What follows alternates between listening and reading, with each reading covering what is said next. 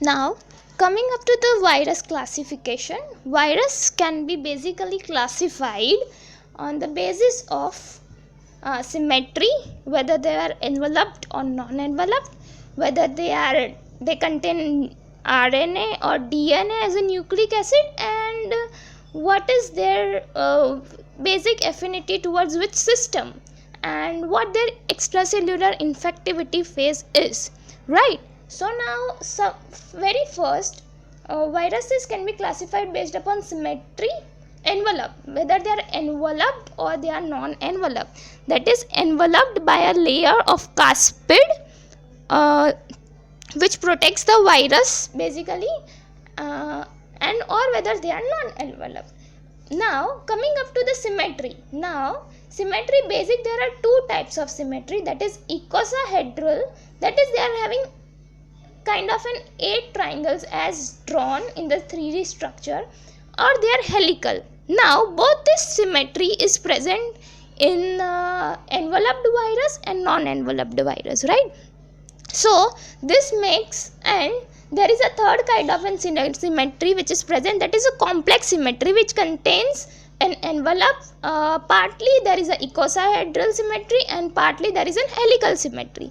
So it makes the virus having a complex symmetry. It is possessed by the pox virus, right?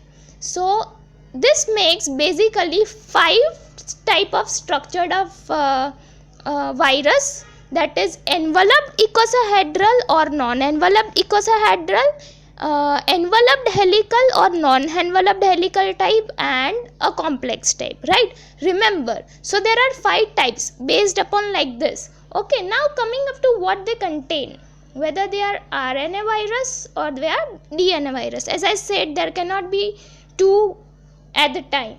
Now coming up to their affinity towards various systems, whether they are affecting skin, producing skin lesions, that is dermotrophic, like chicken pox, smallpox, measles, neurotropic, that is they affect nervous system like rabies and poliomyelitis, and pneumotropic, that is affecting respiratory system, that is influenza, and viscerotropic like hepatitis virus which infects liver, that is a specific organ, internal organ. Okay, now when a virus has an extracellular infectivity, right, when they are extracellular infectious, this are known as virions, right?